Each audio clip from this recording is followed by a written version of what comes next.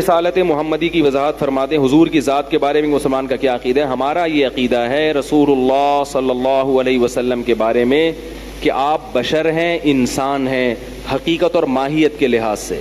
آپ حضرت عبداللہ کی اولاد ہیں، حضرت آمنہ کے بطن سے آپ کو اللہ نے جنا ہے، اور آدم علیہ السلام کی اولاد میں سے، نوح علیہ السلام کی اولاد میں سے آپ کا ایک قوم ہے، جیسے انسانوں کی قوم ہوتی ہے، قبیلہ ہوتا ہے۔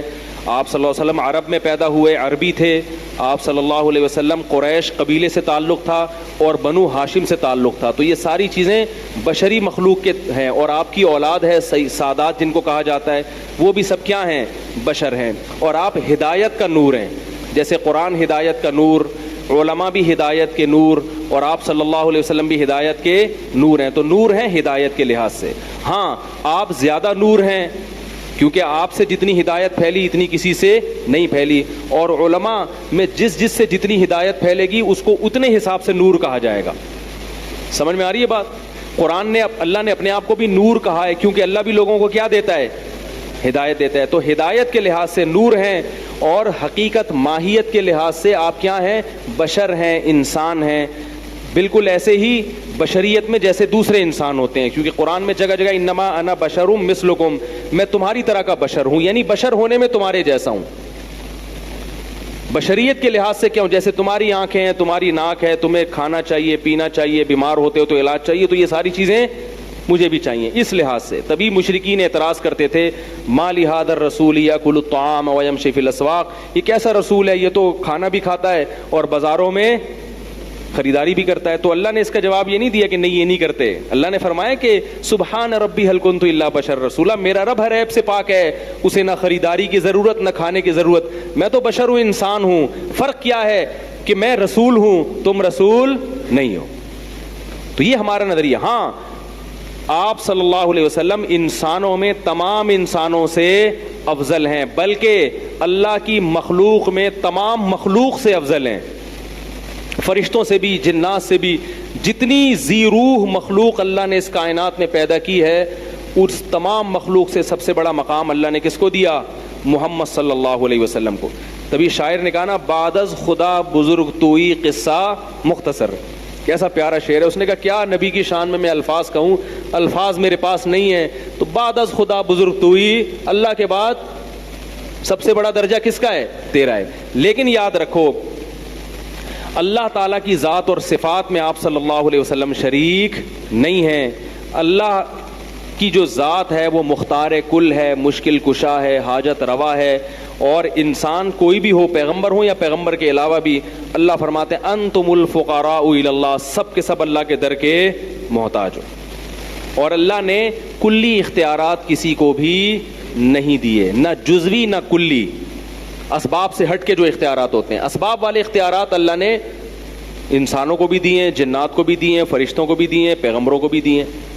اسباب والے اختیار یعنی کسی لاجک کے تحت کوئی کام کرنا، بغیر سبب کے اللہ نے کوئی، یہ تو قرآن میں جگہ جگہ اللہ نے بیان کیا۔ اس موضوع کو لے کے چلوں گا تو بات لمبی ہو جائے گی۔ یہ ہے عقیدہ توحید، اور یہی ہمارا عقیدہ ہے۔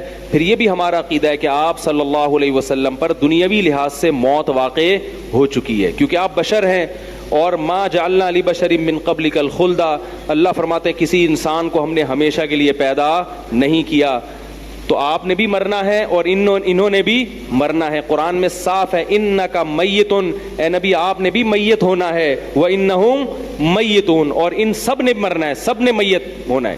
یہی وجہ ہے کہ آپ صلی اللہ علیہ وسلم پر موت واقع ہوئی، آپ کو غسل دیا گیا باقاعدہ، اور آپ کا جنازہ اس لیے نہیں پڑھا گیا، بعض علماء نے یہ مصلحت بیان کی ہے کہ نبی کے لیے دعائے مغفرت جائز نہیں ہے، کیونکہ نبی کے لیے کبھی نہیں اللہ نبی کی مغفرت کر دی، یہ توہین ہے۔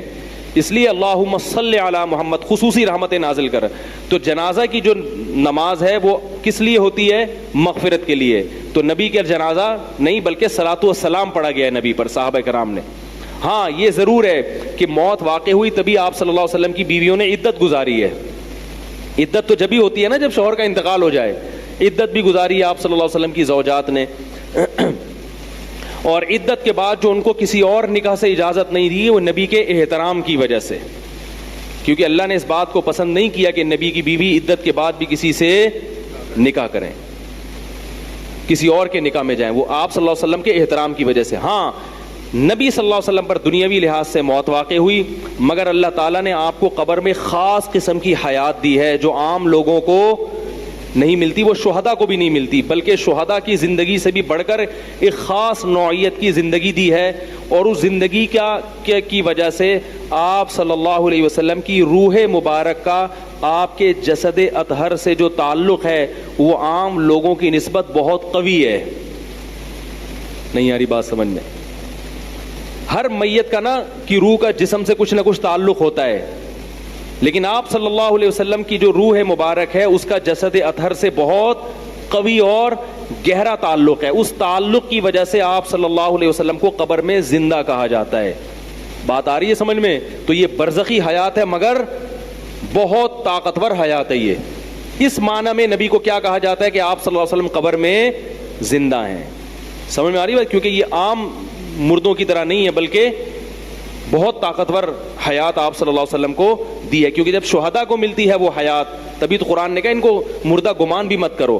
تو جب وہ شہداء کو ملتی ہے تو انبیاء کا مقام شہداء سے بڑھ کر ہے. سمجھ میں آ رہی ہے بات؟ تو یہ اہل سنت والجماعت کا عقیدہ ہے جو معتدل ہے. یہ کہنا کہ نبی صلی اللہ علیہ وسلم کی روح مبارک کا اس جسم سے کوئی تعلق نہیں ہے, یہ غلط ہے. یہ اہل سنت والجماعت کا نظریہ بولو